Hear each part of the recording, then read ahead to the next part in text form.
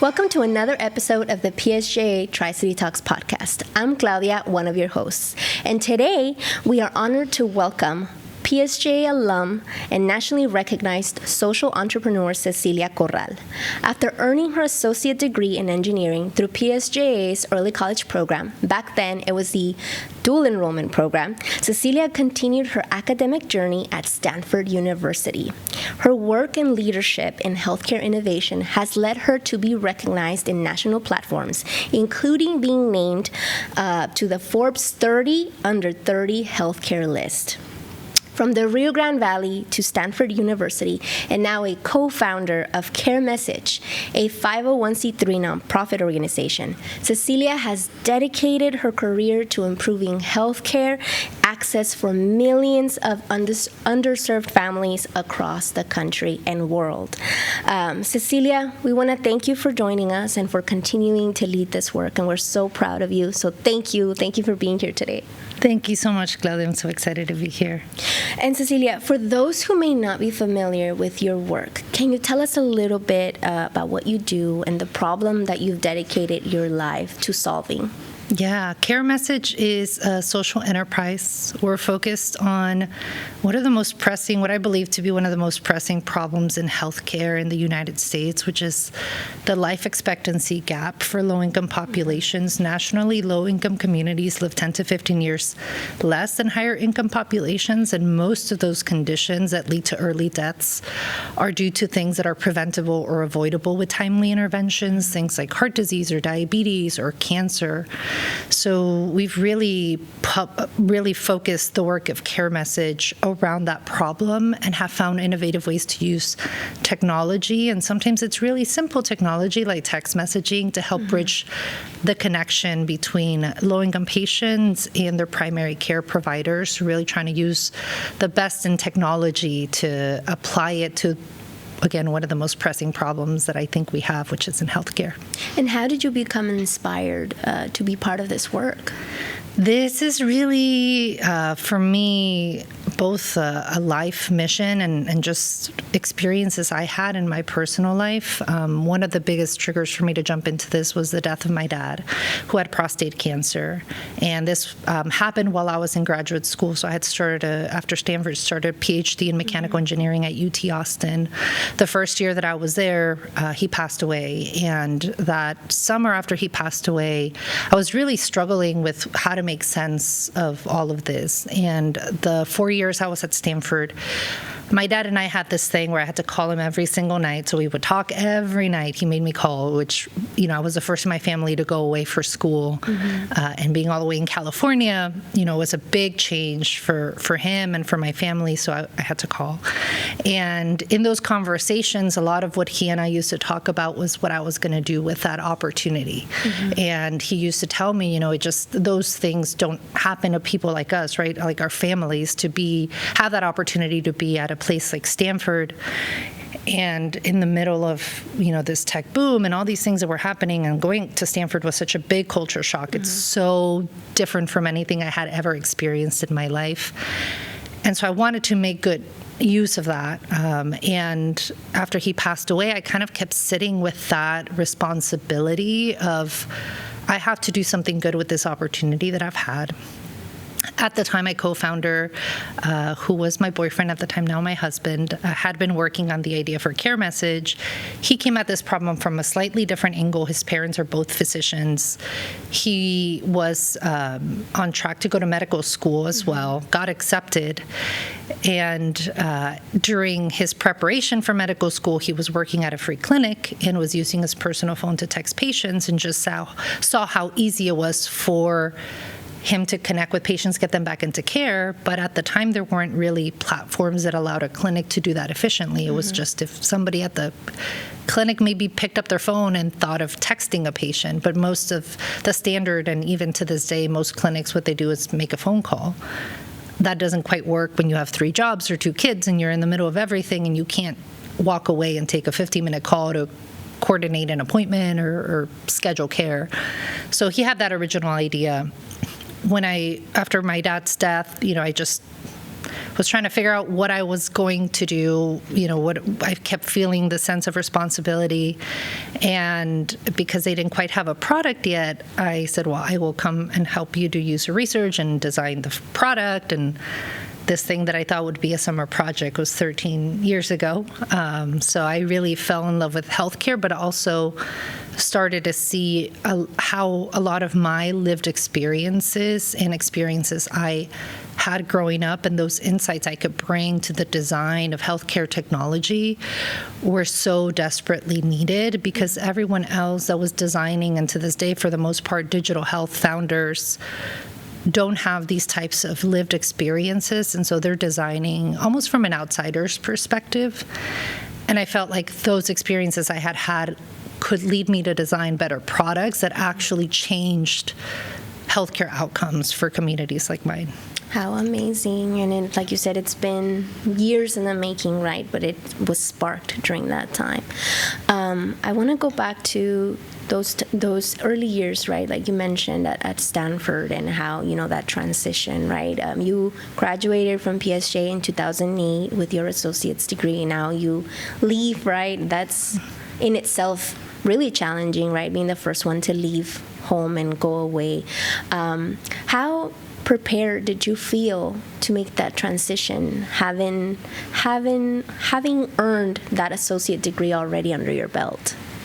I think more than anything, having earned my associate's degree through the dual enrollment program with South Texas College gave me a sense of confidence. Mm-hmm. And I really think that is such a big step and such a big part of the preparation that students need when they're going off to college. Because for people, especially who come from communities like ours, mm-hmm. I mean, you show up to these spaces and you're going to face imposter syndrome. You're going to face just a lot of challenges, right? And that's both from the demographics that you're surrounded by, which are all fairly new, but also the income inequality and the differences when you're, at least for me, showing up to Stanford and I'm in the same room as kids whose parents are ambassadors or CEOs of Fortune 500 companies, or high executives at large corporations that we all use products for, and mm-hmm. And some of these things I didn't even find out until much later. Because Stanford has a really interesting, I think, very chill sort of culture.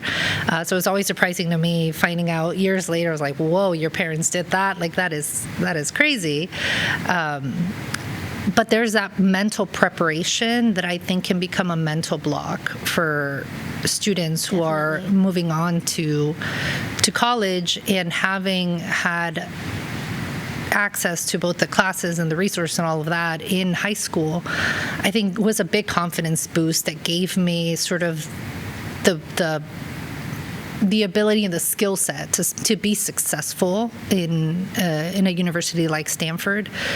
And then I think the other benefit was I actually was able to transfer a lot of my classes to Stanford, and that allowed me to go abroad and study abroad in Italy, mm-hmm. which would have been really hard to do with an engineering degree had I not had some of those early classes like physics, and there were a few other classes from my engineering program that were actually accepted and transferred over to Stanford, and allowed me to have a little bit more space to make the best out of the experience being there, that I think would not have been possible had I not had that early access. Yeah, and obviously that it came with challenges, but do you feel that you had strengths and that helped you as well, like your culture, right? I know you mentioned being bilingual, right? What role did that play in your success as well?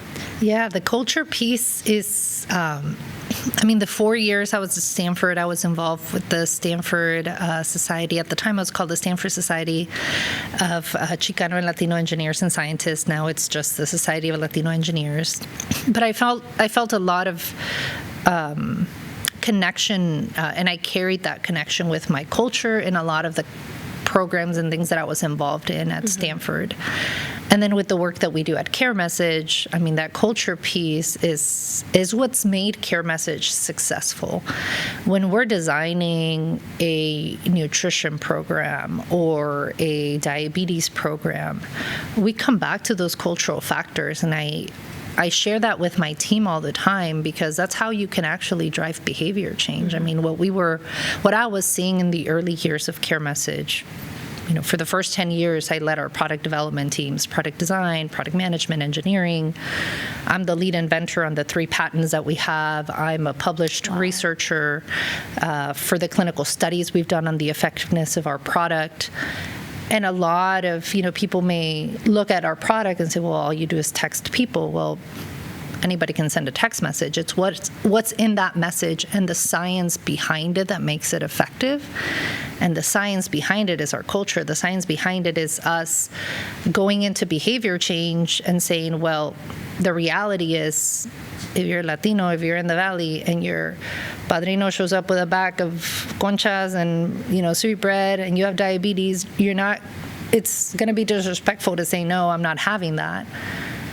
Well, how can we change behavior? Is saying, well, don't eat 3 pieces, eat half a piece and have half a piece maybe with your coffee with no sugar. I mean, the way we activate patients to change their behavior, it's small modifications over an extended period of time that lead to that sustained behavior change. And most of the other interventions that are sometimes almost like try to be imposed on our community is, eat this, not that. Oh, your Latino foods are bad. Eat this other thing, and it's like bland food that like nobody likes, and then you can't sustain the change because you're going to revert back to your abuela's recipe for something that you really love and cherish, and because that comfort, the food is comfort, and the food is culture, and the food is so important. And you're not going to change behavior by trying to ignore it or push it away or say this other bland salad is what you should eat now. There's a lot of richness in our culture and a lot of health that we just maybe have not seen as such for some time, but we drive our behavior change by understanding culture and embedding it into the way we design our programs. And the delivery method is a text message, but it's what's in those messages that's helped us really transform outcomes for patients, and now millions of patients that we reach every year. And this is available to everyone in the U.S., right? Like, what's your state with the most usage? We have a concentrated effort right now on Texas, working with the Texas Primary Care Association and a variety of community health centers across the state. We also have a pretty large presence with free and charitable clinics as well. CareMessage nationally is in 45 different states and a couple of U.S. territories, like Guam, the U.S. Virgin Islands, and Puerto Rico. And we deliver all our work. It's an enterprise software product, so it has to be purchased and kind of implemented by primary care safety net clinics. We work with 1 in every 6 community health centers nationally, 1 in every 7 free and charitable clinics. And then the third sort of segment of organizations we've been slowly expanding into is tribal health organizations as well, because Native American communities just also have some of the largest healthcare disparities nationally. But it has to be purchased by a clinic that then implements our software and then is using it to outreach to their patients. Our hope, though, is, in the next year and a half or so, we are going to be exploring a consumer product.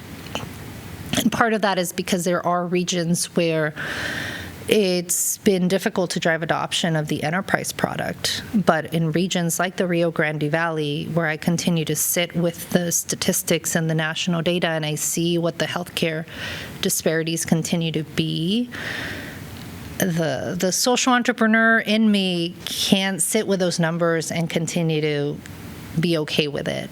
It just, something needs to change. And in regions where we can't get there through the enterprise product, I am tasking our team with us figuring out a different solution. And whether that is we go out and connect with people directly, we go out and figure out a way to get our product distributed, more in what would be considered a consumer product, then that's maybe what we need to do, because the disparities are not going to wait for a clinic to make up their mind or decide to use our product or not use our product. I mean, that's, their choice, but I can't sit with the community disparities still being here. I mean, for the Rio Grande Valley, highest rates of obesity, disproportionately high rates of cervical cancer amongst our women. There's so many disparities, diabetes, I mean, a lot of different problems, healthcare problems, that in some cases have really simple solutions, like a text message. And I don't want to sit with that and continue to have the Rio Grande Valley on a national stage for all these healthcare disparities when there are ways that we can create a different version of the future. Yeah, no, I love that you're trying to make a difference, right? And we can see that in your passion. In the tech world, right, especially when you develop a product like this, you probably had the opportunity to make it for profit, but yours is a 501c3 nonprofit. Tell us why. It honestly, looking back, I mean, I think in the beginning, we didn't quite know what, a lot of what we were doing in the structure really came from, we want to have a strong mission and impact-focused organization, and a nonprofit felt like the best way to do it.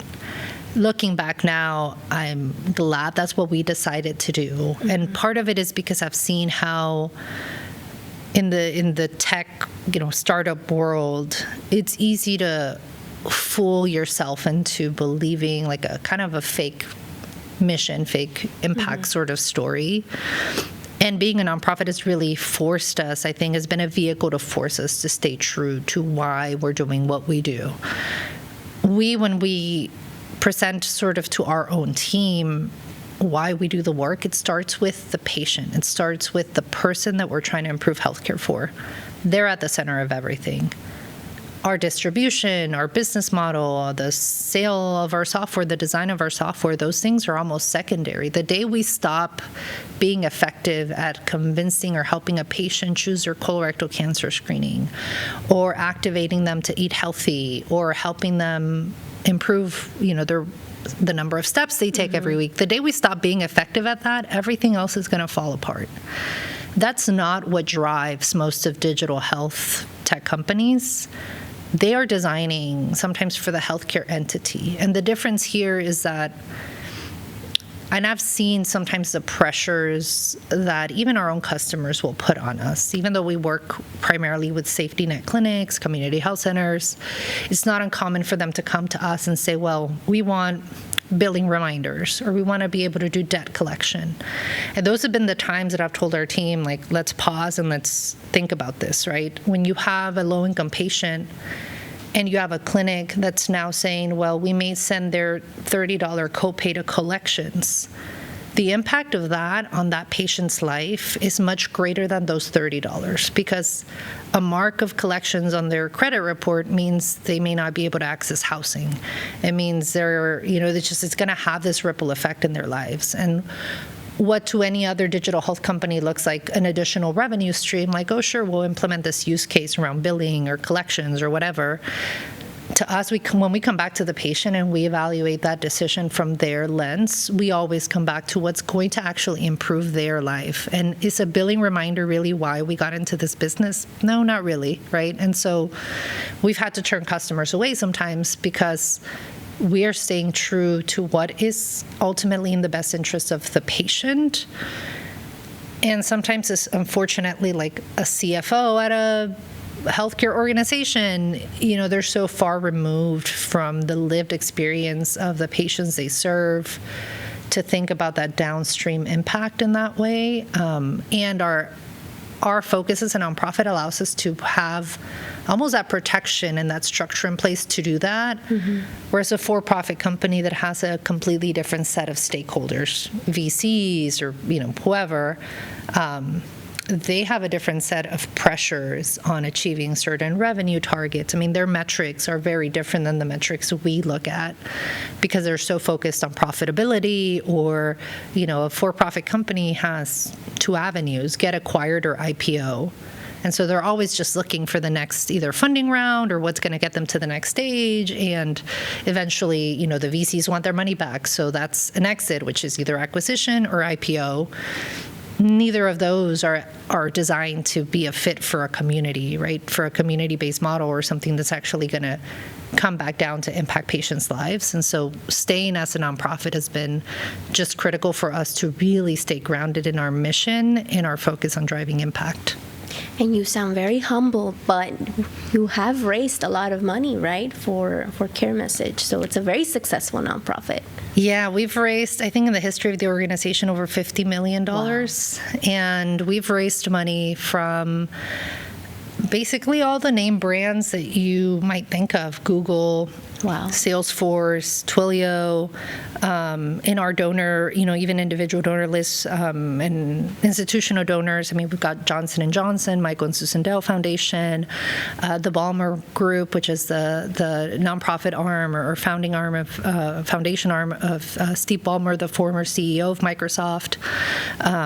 In our donor list, other great tech entrepreneurs, like one of the founders of Yahoo, one of the founders of Gmail, people that really believe in the power of technology as a vehicle for impact and want to see, and a lot of them came to fund us through this interest in seeing what does this look like as a nonprofit. Yeah. We've done it. We've grown tech companies. We've seen the power on the for-profit side of scale and growth, and definitely, they've been very financially successful, right? So they're taking all that money and now trying to figure out what does it look like if I deploy that to a nonprofit and see what we can do powering a tech nonprofit and seeing, what kind of impact we can drive. Yeah, well, that's amazing. So continue wishing you to, raising more money and making an impact. But your work has also been recognized, right? Earlier I mentioned that you were recognized by Forbes. What did it mean to you to be recognized under this publication? And how old were you?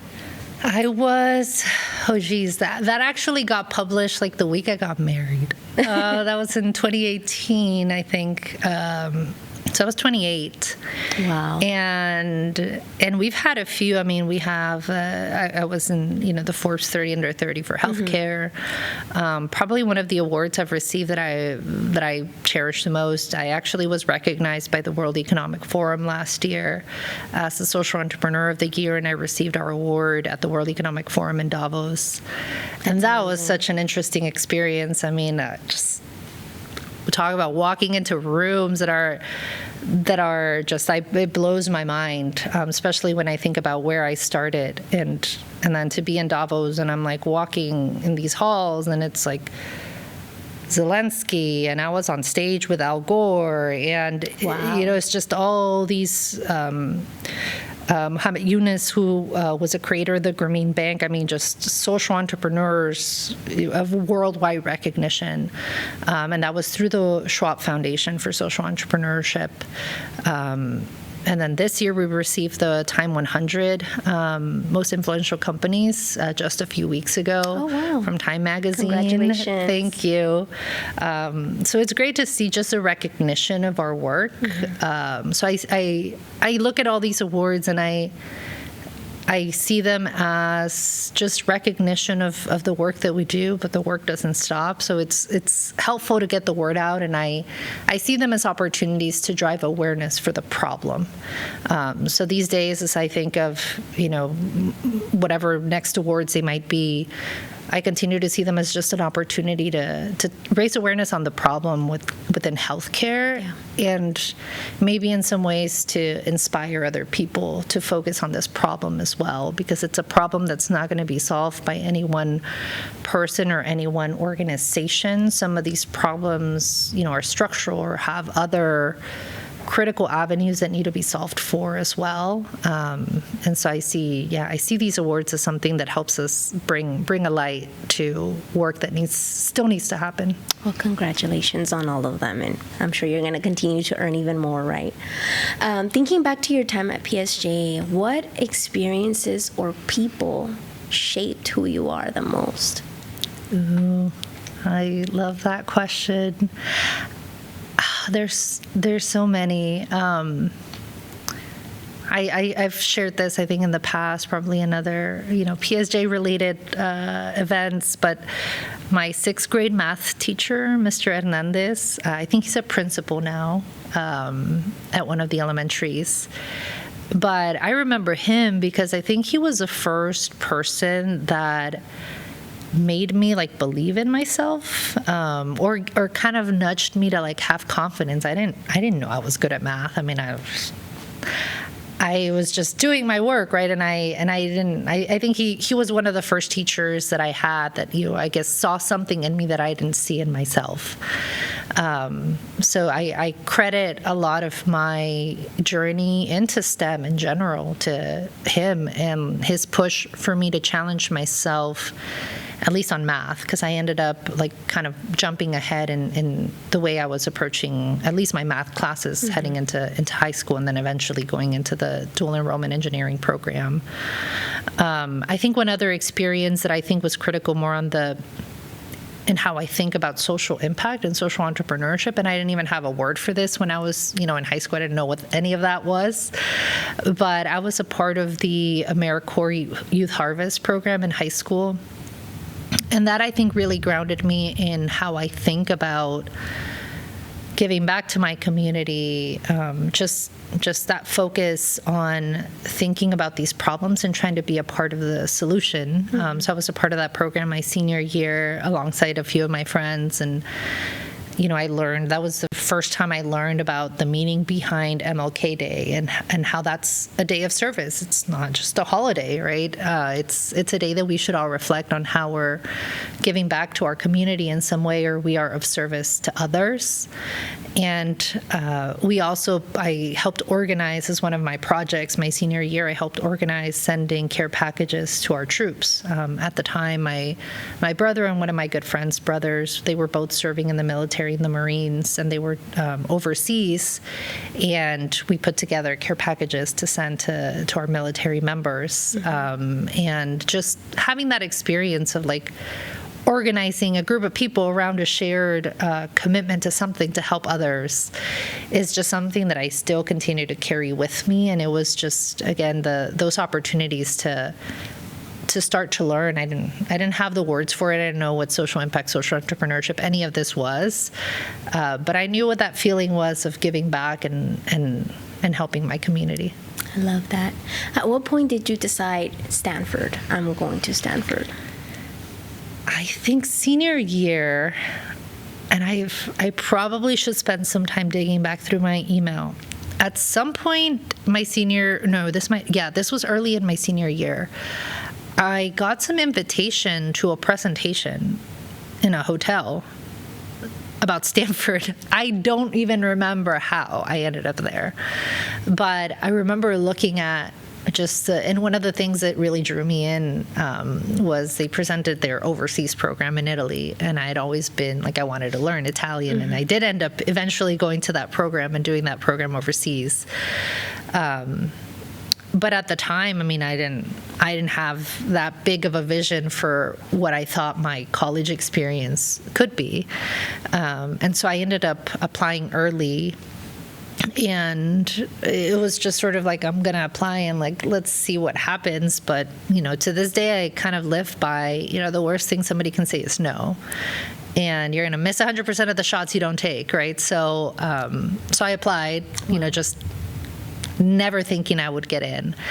And I was really lucky applying early that I found out, early I was part of the early admit program, and finding out that I got in. And that helped a lot with the stress in the second half of the year, just knowing I was already accepted. But there were other programs that I didn't even know existed, like the Quest Bridge program. I had some friends at Stanford that got in through that, and that helped them, facilitated their application to multiple, both Ivy League colleges and Stanford as well.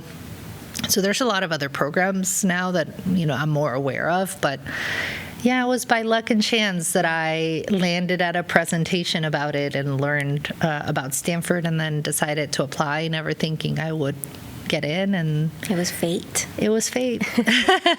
So talk to us about, that conversation with your parents, letting them know, I'm, Mom, Dad, I'm going to study in California, right? I remember the day I got in. It was actually my sister's holiday party, work holiday party. We were waiting for the email because we knew it was coming that day. And and I opened the email, and we were all together at her holiday party. And it was, I think at the time, I guess at some point, it was never a question of if I was going to go. And I do feel really grateful for my family for that, because once I got in, it was sort of and we're going to figure out how to get you there. Not like, will you not? It was like, okay, we're doing this. Like, how do we do this? Yeah. And I feel grateful for them for that, because it was very new to everybody. Going to college was new because nobody else in my family had ever graduated from college. So it was that combined with all the way to California.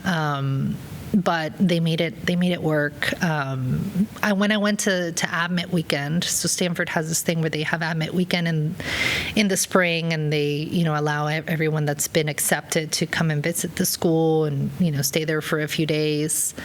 I went on my own, and I moved into college on my own. I didn't have my parents. A lot of my my roommate, like her parents were both there, and they were setting up her room, and I didn't have any of that, but my parents, I think, did the best they could from where they were. So, we set up things, like I mentioned.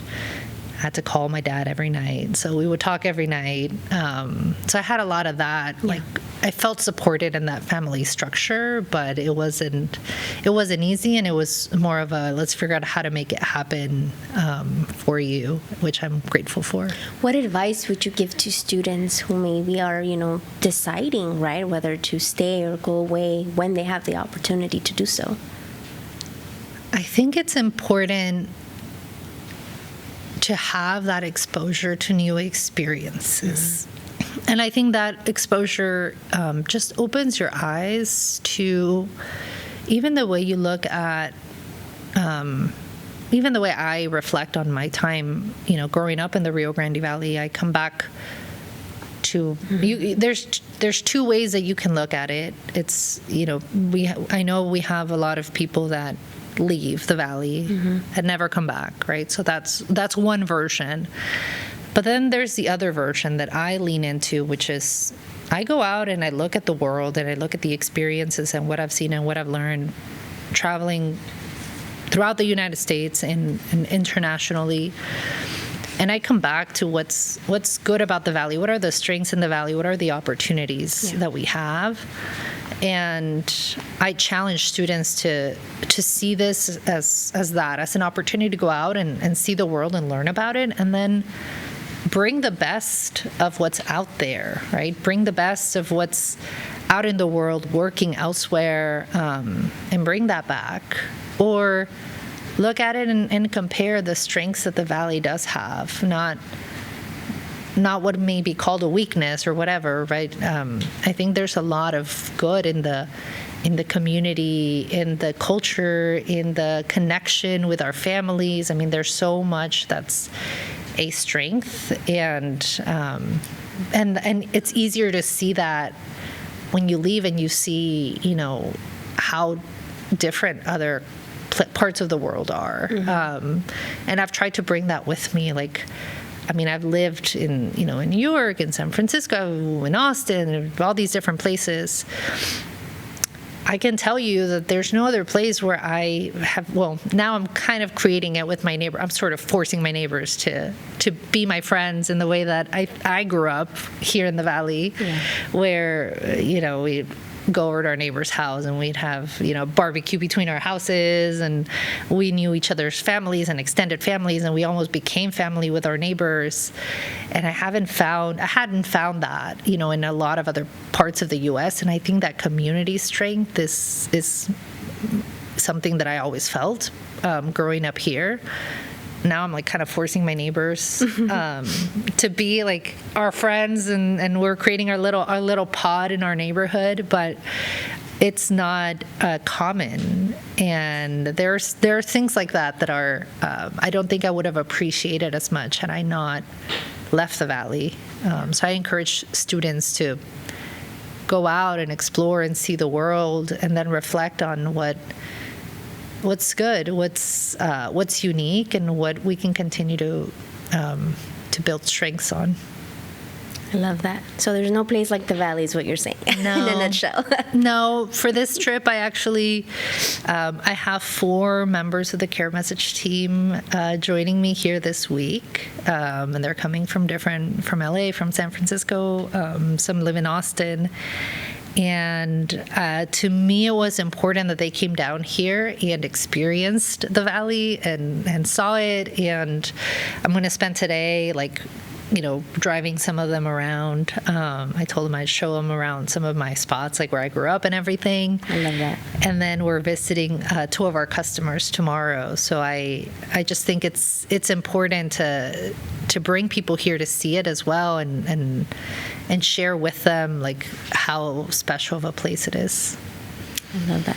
And you've spoken before about growing up in a hardworking immigrant family, especially here in the Valley, right? You shared how you went to Stanford and your parents called you, and you saw other kids with their parents there and yours weren't there.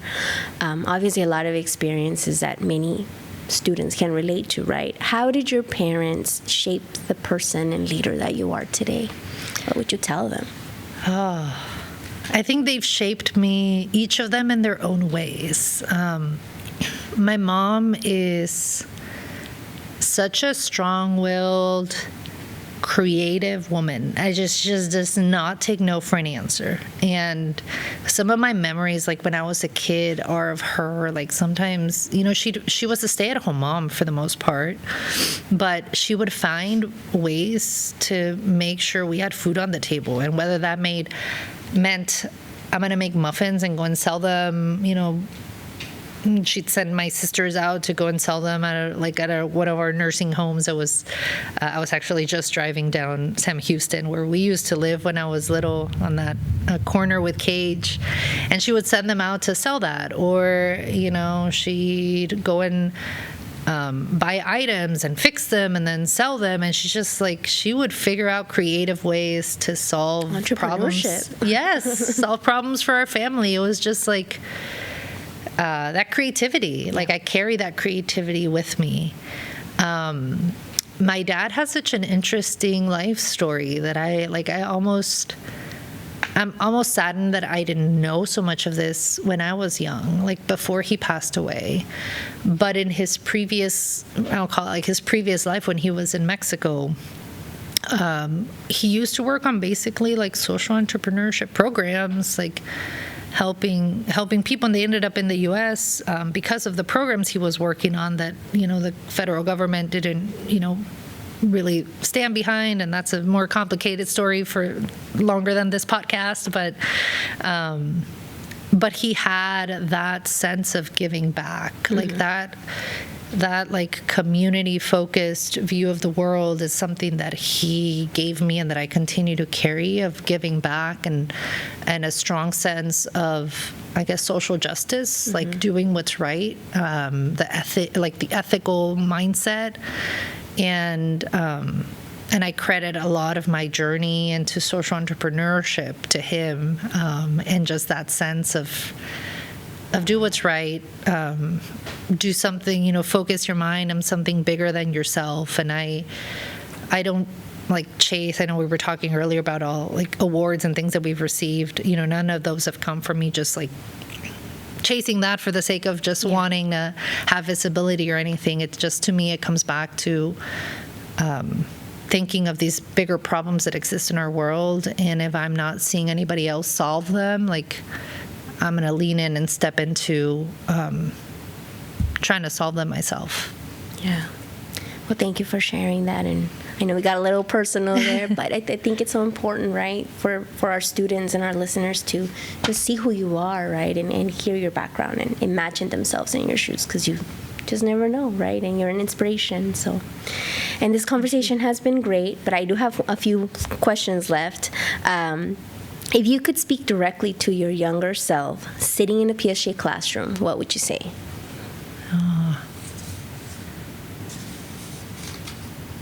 If I could speak to myself, my younger self, I think just believe in yourself. I think it can be hard to look at the world or look at the pressures or look at, a lot of the challenges around us, and it's hard to sometimes kind of see a different version of the future. But I think it's really important to just believe that you can drive change, whether it's big or small. When I received the Schwab Award, sorry. You're good. When I received the Schwab Award at Davos last year, one of the first sessions we had when we arrived was with Klaus Schwab, with the founder of the World Economic Forum. And one of the things that I walked away with, and I wrote it as a note on my phone, was the perspective he had on the world as somebody who went through, I think he was talking about his time like during World War II, like just all these other really critical times in the world's history that he's lived through. And almost sort of this sense that if you look back, I mean, we've made as a humanity, as a world, so much progress. And sometimes it doesn't feel like it when you're going through it. But we live in a different world, and generations, past generations probably saw their struggles as like something they couldn't overcome. So I think to students today, I kind of challenge them to look at whatever that challenge, that big mountain that they see ahead of them, and just start to take a step. Try to take that first step. Like, believe in yourself that you can drive change. Take that first step. And that mountain may be being the first in your family to go to college, or that mountain may be that you want to fix a problem in healthcare.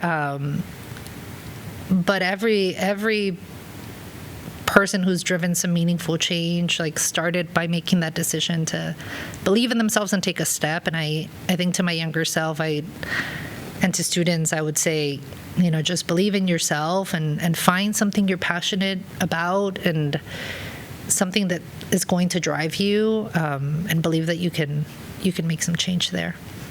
Powerful words. Now, if anybody's listening to this podcast and they want to get involved with Care Message and donate, right, because it's a nonprofit, how do they get a hold of you? Where do they find information? I would love to connect with the PSJ community in general. So LinkedIn is probably a really great place to, find me and connect and stay connected to the work that we do at Care Message. Obviously, our website and our social media channels, you can find us everywhere at Care Message.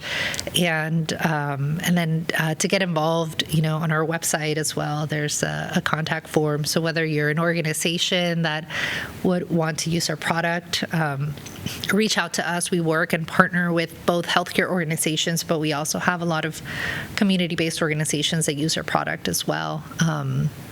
I've actually connected with some other PSJ alum that I'm still trying to figure out how to get them onto the Care Message team. But I continue to think about how important that lived experience is to the work that we do. So if you're out there and you're interested in social impact or the work that we do, I spend some time mentoring people too. So I'm always happy to connect with anyone who's interested in learning more. That's amazing. So thank you for sharing that. Is there anything else that we didn't talk about that you want to share? I think one of my visions for the Valley is definitely for us to drive some change in healthcare outcomes, and I would just love to see more Valley-grown solutions. So I'm hopeful that over time my story won't be unique or the exception, but the norm. The norm. I love that. Well, Cecilia, thank you so much for making the time to be with us today, for sharing your story, your journey, your impact. On behalf of our PSJ family, we wish you the best, right? Continued success. And to continue hearing you out there making great things. And that's a wrap on today's PSJ Tri-City Talks podcast. Don't forget to like, share, and subscribe. Thanks for listening.